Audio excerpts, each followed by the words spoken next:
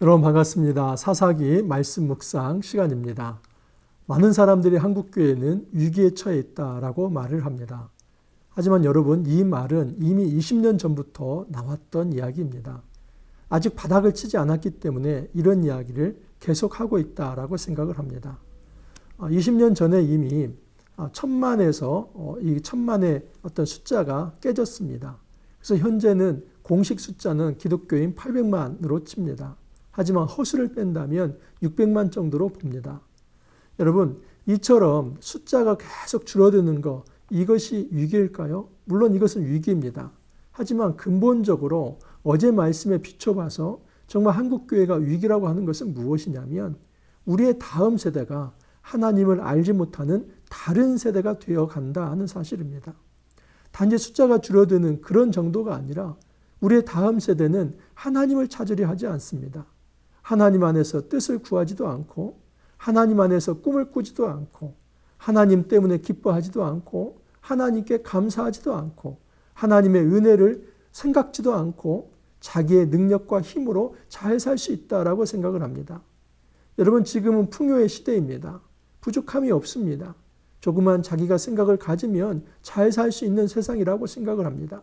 그렇기 때문에 많은 사람들이 하나님 없이도 내 힘으로 내 인생을 꾸려갈 수 있다 생각을 하며 교만하게 하나님을 찾지 않습니다. 하지만 여러분, 이것이 바로 재앙의 시작입니다. 하나님을 떠난 삶, 그 독립적인 삶, 하나님을 의지하고 하나님께 의존하고 순종하지 않는 삶, 그런 삶들은 밑바닥을 칠 수밖에 없습니다. 오늘 말씀은 이스라엘 백성이 어떻게 밑바닥을 치고 다시 구원을 받는지 그 전형적인 패턴이 오늘 말씀에 나와 있습니다. 사사기에 여러분 12명의 사사가 있습니다. 온니엘부터 시작을 해서 삼손까지 이르는 12명의 사사가 있는데 하나님께서 그 12명의 사사를 부를 때에 물론 각각의 사건은 다르지만 오늘 나오는 이 패턴이 동일합니다. 이스라엘 백성이 우상 숭배를 합니다. 그러면 하나님께서 진노하시고 하나님은 이스라엘 백성을 징계하시기 위해서 대적을 일으킵니다. 그러면 이방 사람들이 쳐들어와서 이스라엘 사람들을 괴롭힙니다. 괴롭힘을 받은 이스라엘 백성이 울부짖으면 다시 하나님께서 사사를 세워서 그들을 구원하신다는 사실입니다. 그리고 구원받은 백성들은 사사가 살아있는 동안에는 하나님을 찾지만 사사가 죽은 후로는 다시 우상 숭배한다는 것입니다. 그래서 이것이 돌고 돕니다. 이 하나의 패턴이 돌아서 다시 또 그 다음 두 번째 사사로, 세 번째 사사로, 12번째 사사로 내려갑니다. 그래서 이것을 나선형적 하향곡선이라고 합니다. 나선형적 상향곡선은 굉장히 좀 이 어떤 역사가 발전해 가시는 건데 나선형적 하향곡선은 결국 그 역사는 바닥을 친다는 것입니다. 20년 전에도 한국교회는 위기다 했습니다. 하지만 지금도 위기라는 말을 하는 것은 아직 바닥을 치지 않았기 때문에 그 정도 얘기를 할 수 있는 것입니다. 우리가 기억해야만 합니다. 하나님 앞에서 이 역사의 반복되는 패턴 속에서 그 역사의 교훈을 제대로 이해하지 못하고 하나님 앞에 엎드리지 않는다면 여러분 정말 바닥칠 날이 있습니다. 그때는 다시 일어설 수 없을 만큼 그 슬피 울며 이를 갈 수도 있습니다. 우리가 경성하며 깨어 있어야만 합니다. 어제 말씀 다시 한번 기억하면서 우리 기성세대뿐만 아니라 우리의 다음 세대가 하나님을 알지 못하는 다른 세대가 되지 않도록 우리가 먼저 깨어서 모범을 보이고 말씀의 본을 보이고 또한 그들을 복음으로 인도하는 그 일을 감당해야 한다는 사실입니다. 교회 공동체가 이 일을 감당해야만 합니다. 자, 이제 오늘 말씀을 통해서 어떻게 역사가 반복되고 그 패턴이 반복되는지 그리고 그 속에서 어떤 교훈을 받을 수 있는지 저는 특별히 하나님께서 우리를 구원하시는 그 동력이 무엇인지 그 관점에서 오늘 말씀을 한번 살펴보도록 하겠습니다. 오늘 말씀은 사사기 2장 11절에서 23절 말씀입니다. 11절, 12절 읽어드립니다. 이스라엘 자손이 여호와의 목전에 악을 행하여 바알들을 섬기며 애굽 땅에서 그들을 인도하여 내신 그들의 조상들의 하나님 여호와를 버리고 다른 신들 곧 그들의 주위에 있는 백성의 신들을 따라 그들에게 절하여 여호와를 진노하시게 하였으되. 여러분, 이스라엘 자손이 여호와의 목전에 악을 행했다라고 이야기를 합니다. 이 여호와의 목전이라는 말은 다른 이제 본문에서는 소견이라는 말과 똑같습니다. 사사기 17장 6절과 21장 25절에 백성들이 자기의 소견에 옳은 대로 행했다라고 얘기를 합니다. 왕이 없어서 자기 소견에 옳은 대로 행했다. 사사기에 여러분 굉장히 중요한 주제입니다. 사사기에 하나님이 진정 왕이 되시었는데 이스라엘 백성의 왕이 없어서 이스라엘 백성들은 자기 소견에 자기 눈에 옳은 대로 행하다가 비극적 삶을 살아갈 수밖에 없었다는 것입니다. 근데 거기서 쓰는 이 소견, 다시 말해서 어떤 누구누구의 눈에 의하면 이 말과 여기 보면 여호와의 목전에 이 말이 똑같습니다. 히브리어로 똑같습니다. 그러면 이것은 무슨 얘기냐면 두 시각이 존재한다는 겁니다. 사람이 보기에 이것이 이제 어떻다 하는 것이고 또 하나는 하나님 보시기에 어떻다 하는 것입니다. 여러분 정말 하나님 앞에서 불신앙이 뭐냐면 인간이 하나님의 시각이 아닌 자기의 눈에 보기에 좋은 대로 행하는 것입니다. 불신앙 그것은 어려운 이야기가 아닙니다. 하나님의 시각을 버리고 내 시각을 고집하는 것입니다. 하나님의 관점을 버리고 나의 관점을 앞세우는 것입니다. 여러분 하나님의 관점이 없이 내 생각을 앞세운다는 것이 구체적으로 무엇을 말합니까? 그것은 말씀 없는 삶을 의미합니다. 하나님 말씀을 묵상하지 않습니다. 하나님께서 어떤 생각을 가지셨는지, 하나님의 뜻이 무엇인지, 그 말씀에 비추어 보면 이 세상의 문제점이 무엇이고 무엇을 고쳐야 하는지 그 하나님의 관점이 우리 안에 없기 때문에 우리는 하나님의 말씀 빼놓고 내 생각을 가집니다. 그래서 나의 관점과 나의 시각대로 어떤 일들을 바라보고 그것을 풀어보려고 하기 때문에 사람이 자기의 소견에 옳은 대로 행하다가 그 왕이 없는 그런 사회를 만들어내고 그리고 비극에 처할 수밖에 없습니다. 우리 삶 속에서 진정한 왕은 하나님이 되어셔야만 합니다. 그 하나님이 보시기에 이스라엘 백성이 굉장히 큰 악을 저질렀다라고 이야기를 합니다. 어떤 악이냐면 악을 행하여 바알들을 섬기며 또 다른 신들 곧 그들의 주위에 있는 백성의 신들을 따랐다라고 얘기합니다. 여러분 다른 신들을 섬겼다고 하는 것은 그 신들이 매력이 있기 때문입니다. 우리는 우상숭배라고 하는 것을 그래서 우상숭배 나쁜 거야 그렇게 이야기를 하면서 정말 무시를 하지만 사실은 여러분 이 우상은 모든 우상은 매력적입니다. 그 매력이 없다면 어떻게 우상을 섬길 수 있겠습니까? 그 우상을 섬긴다는 것은 정말 어떤 핍박을 받아서 그거 섬기지 않으면 내가 죽을 수밖에 없기 때문에 우상 섬기는 것 단 하나도 없습니다. 우상은 자발적입니다. 내 탐욕이 연결된 게 우상이고 그 내 탐욕이 반영된 게 나의 욕망이 반영된 게 우상입니다. 그래서 나의 탐욕을 만족시킬 수 있고 내 마음을 즐겁게 할 수 있고 내가 정말 그 안에서 기뻐할 수 있는 것 이것이 바로 우상의 핵심입니다. 그 당시 바알신과 아세라신은 풍요의 신이라고 했습니다. 하늘의 비를 주관하고 또 농경의 신이다라고 했습니다. 그래서 그 바알이 그 이스라엘 가나안의 어떤 농경 문화에 있어서 신이라고 생각을 했습니다. 그래서 그 바알이 비를 줘야만 이 땅이 옥토가 되고 곡식이 잘 자라난다. 그 풍요의 신 바알이 얼마나 매력적입니까? 또한 그 풍요의 신 바알을 즐겁게 하기 위해서 그 이방 산당에서는 이 성적인 굉장히 음란한 행위들을 했습니다. 왜냐하면 밑에서 이 성적인 음란한 행위를 하면은 그것이 이 바알을 기쁘게 하는 행위다 해서 정말 이 음행하는 행동을 굉장히 합법화시켰습니다. 여러분 이거 얼마나 매력적인 겁니까? 신도 섬기고 그리고 나의 어떤 성적인 어떤 쾌락도 만족시키고 이런 종교 굉장히 매력적이죠. 여러분 과거에 우리 한국교회에도 선교 초기에 이런 이단들이 많이 있었습니다. 혼음교 그리고 특히 이제 어떤 피가름 종교들이 그런 거 아닙니까?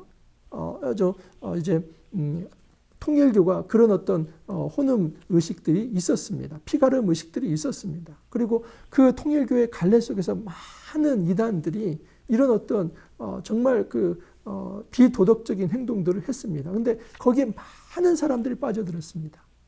여러분 이런 이단은 아니라 할지라도 교회들이 때로는 돈과 또 때로는 권력과 그리고 높은 자리에 오르는 것과 그 모든 어떤 이런 세상적인 세속적인 것을 만족시키고 그리고 그 축복주의를 가르치면서 교회마저도 정말 하나님을 섬기는 곳이 아니라 교회 안에서 하나님이 아닌 또 다른 것을 섬기도록 조장하는 일도 있었습니다.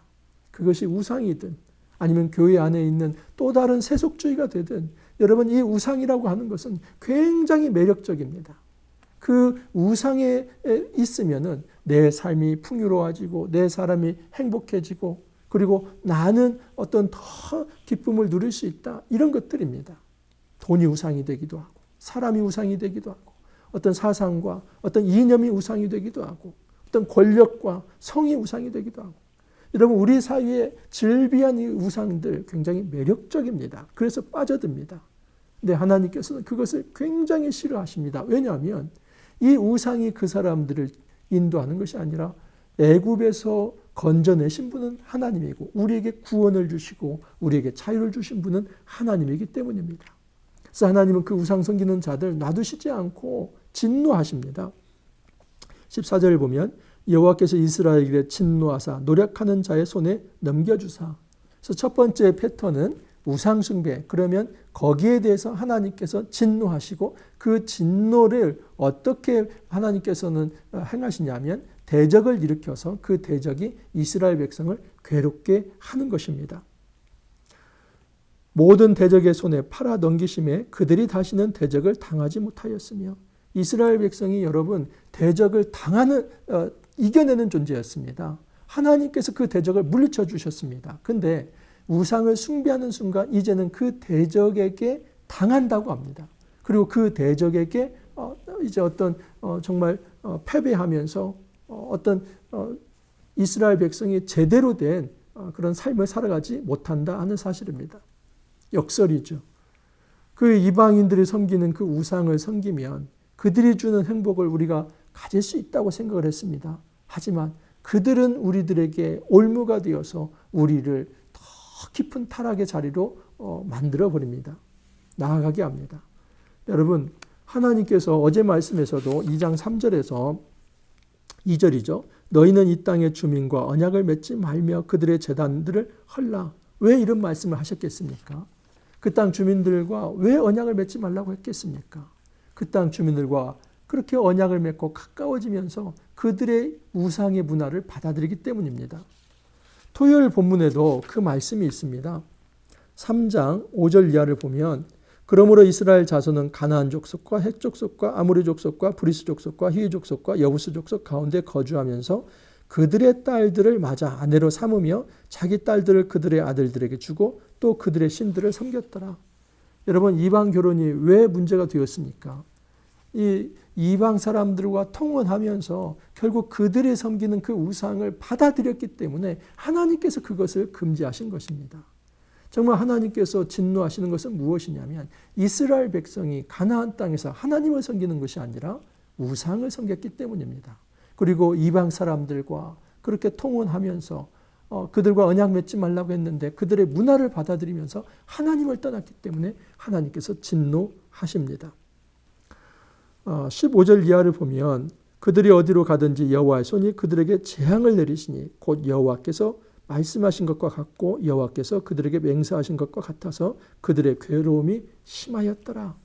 여러분 이제 세 번째 패턴은 무엇이냐면 첫 번째 패턴은 우상 숭배 그리고 하나님의 진노하심으로 이제 대적들을 일으키는 겁니다. 세 번째 패턴은 이스라엘 백성이 하나님 앞에서 부르짖는 것입니다. 그 괴로움에 대해서 부르짖습니다.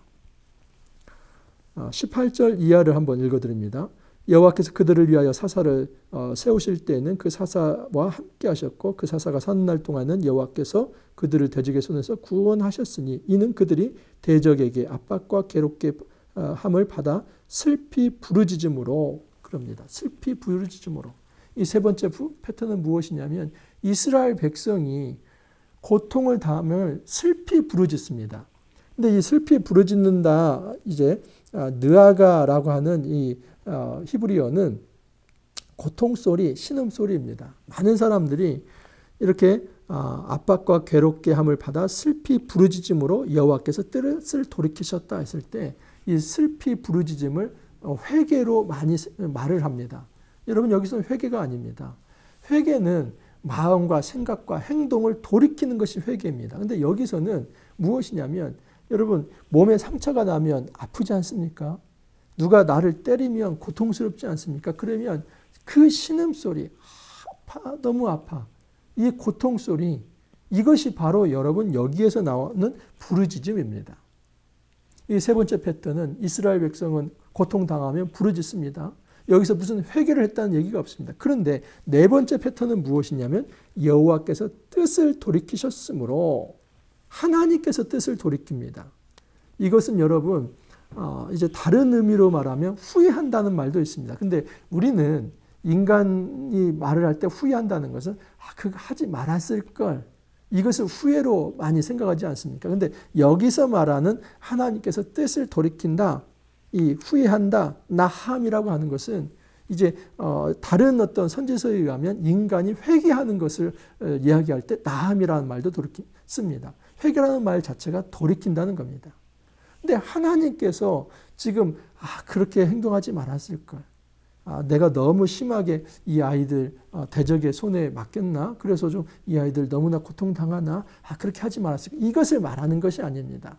여기서 나함이라고 하는 것은 하나님의 돌이킴은 하나님의 의지적인 뜻의 돌이킴을 이야기합니다. 그 안 했을 걸, 이런 후회가 아니라 정말 그들을 징계하셨을지라도 그 징계를 풀지 않아도 누가 뭐라고 말할 수 없습니다. 왜냐하면 이스라엘 백성이 회개한 게 아닙니다. 지금 회개했기 때문에 하나님께 돌이키는 게 아니라 그들의 그 극심한 고통을 보시면서 하나님이 의지적으로 하나님의 뜻을 다시 거두어 들이셨다. 이것이 나함입니다. 이런 의미에서 여러분 이스라엘 백성이 구원받는 것은 그들이 회개했기 때문에 구원받는 것이 아니라 전적으로 하나님의 은혜로 구원을 받게 됩니다. 이것이 바로 네 번째 패턴입니다. 하나님의 구원은 하나님의 은혜로 이루어졌다 하는 것. 그런데 또 다시 이스라엘 백성은 우상숭배로 원점으로 돌아갑니다. 그래서 이것이 하나의 사이클이 되어서 반복이 되는 것입니다.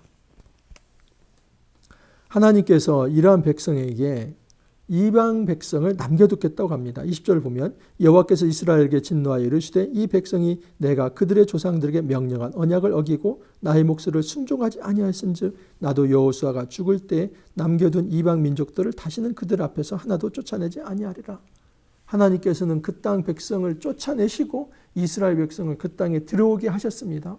이것이 하나님의 원래의 뜻입니다. 하지만 이스라엘 백성이 불순종할 때 그 이방 백성을 남겨놓겠다는 겁니다. 왜? 여러분, 이 이방 백성을 통해서 이스라엘을 징계하시기 위해서입니다. 그러면서 하나님께서 이렇게 말씀을 합니다. 나 여호와의 도를 지켜 행하나 아니하나 그들을 시험하려 함이라. 그래서 이방 백성이 남겨둠은 심판일 뿐만 아니라 그들을 돌이키는 방편도 된다. 그래서 그들이 나를 줬나 안 줬나를 살펴보는 시험의 도구가 될 것이다 라고 말씀을 하십니다. 여러분, 역사는 반복이 됩니다. 이 사사기의 역사뿐만 아니라 한국교회 역사도 마찬가지입니다. 우상숭배하고 하나님이 진노하시고 그리고 하나님께서 그 징벌하시면서 대적을 일으키시고 그랬을 때 이스라엘 백성은 울부짖고 하나님은 사사를 세워서 구원하시는데 그 구원은 전적으로 하나님의 은혜로 이루어진다 하는 사실입니다. 이 역사의 패턴 속에서 우리가 기억해야 할 것은 여러분 하나님의 은혜에 우리가 그것을 오용해서는 안 된다 하는 사실입니다. 하나님께서는 이 땅 백성을 지금도 다시 한번 구원하시고 다시 한번 회복시키는 것은 우리가 정말 다 100% 하나님 앞에 회개했기 때문이 아닙니다. 그것은 철저하게 하나님의 은혜입니다. 고통받는 그 백성들. 예를 들어서 지금 코로나 같은 경우도 마찬가지입니다. 여러분, 우리가 전적으로 다 회개했기 때문에 그것이 정말 하나님의 마음을 흡족하게 해서 하나님이 돌이키는 것이 아니라 이 고통받는 백성들의 그 울부짖음 속에서 하나님의 긍휼과 은혜로 다시 하나님께서 기회를 주시는 겁니다. 어찌 보면 우리에게 징계라고 하는 것, 어찌 보면 우리에게 재앙이라고 하는 것은 하나님이 어떤 분인가를 가르쳐 주시는 것입니다.